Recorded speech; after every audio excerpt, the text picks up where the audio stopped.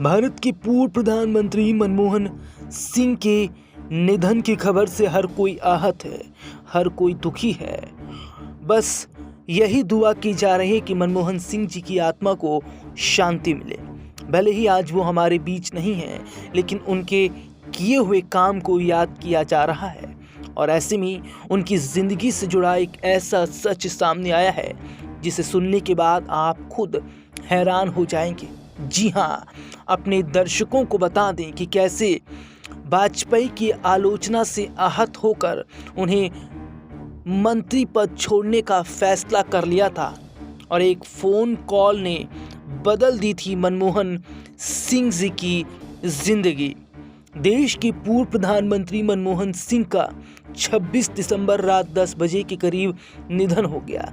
26 सितंबर 1932 को पाकिस्तान में जन्मे मनमोहन सिंह जी की जिंदगी में सबसे बड़ा दिन जून 1991 में आया, जब तत्कालीन कांग्रेस अध्यक्ष पीवी नरसिम्हा राव ने उन्हें अपने कैबिनेट में वित्त मंत्री के रूप में शामिल किया।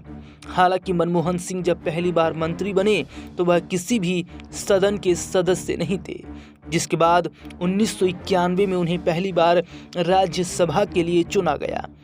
उच्च सदन में 5 बार असम और 2019 में राजस्थान का प्रतिनिधित्व उन्होंने किया। 1998 से 2004 तक जब भारतीय जनता पार्टी सत्ता में थी, मनमोहन सिंह राज्यसभा में विपक्ष के नेता थे।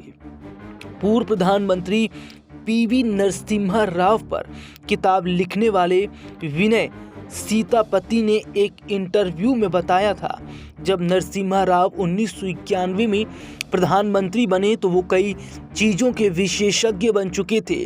स्वास्थ्य और शिक्षा मंत्रालय वो पहले देख चुके थे। वो भारत के विदेश मंत्री भी रह चुके थे।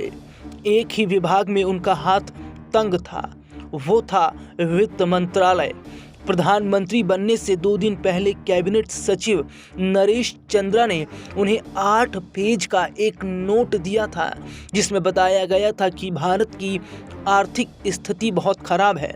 ऐसे में पीवी नरसिम्हा ने मनमोहन सिंह को अपने वित्त मंत्री के रूप में चुना, लेकिन इस बात की जानकारी खुद मनमोहन सिंह को नहीं थी कि वह अगले कुछ घंटे में देश के वित्त मंत्री बनने जा रहे हैं। शपथ ग्रहण समारोह से एक दिन पहले मनमोहन सिंह को प्रधानमंत्री कार्यालय से फ़ोन किया गया।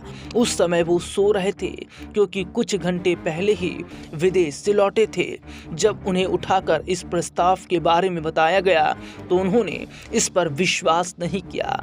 अगले दिन शपथ ग्रहण समारोह से 3 घंटे पहले मनमोहन सिंह के पास विश्वविद्यालय अनुदान आयोग के दफ्तर में नरसिम्हा राव का फोन आया कि आपको अपना वित्त मंत्री बनाना चाहता हूं।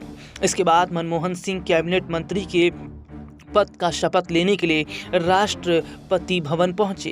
विनय सीतापति ने अपनी किताब हाफ लॉयन में लिखा है कि शपथ ग्रहण समारोह से पहले नरसिम्हा राव ने मनमोहन सिंह से कहा कि अगर हम सफल होते हैं तो हम दोनों को इसका श्रेय मिलेगा, लेकिन अगर हमारे साथ असफलता लगती है तो आपको जाना पड़ेगा। सीतापति बताते हैं कि 1991 के बजट से 2 हफ्ते पहले जब मनमोहन सिंह बजट का मसौदा लेकर नरसिम्हा राव के पास गए तो उन्होंने उसे सिरे से खारिज कर दिया। उनके मुंह से निकला, अगर मुझे यही चाहिए था तो मैंने आपको क्यों चुना, जिसके बाद ही देश में आर्थिक उदारीकरण की नींव रखी गई। अपने दर्शकों को बता दें कि अपना पहला बजट पेश करने के बाद मनमोहन सिंह को उम्मीद थी कि विपक्ष के नेता उनकी बातों का समर्थन करेंगे, लेकिन नेता प्रतिपक्ष होने के नाते अटल बिहारी वाजपेयी ने मनमोहन सिंह की ओर से पेश किए गए बजट की जमकर आलोचना की। वाजपेयी की आलोचना से मनमोहन सिंह आहत हो गए।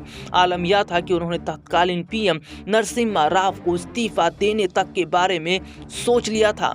नरसिम्हा राव को ये बात पता चली तो उन्होंने वाजपेयी वाजपेयी को फोन कर पूरी कहानी बताई। इसके बाद अटल बिहारी वाजपेयी ने मनमोहन सिंह से मुलाकात की और उन्हें समझाया उनकी आलोचना राजनीतिक है।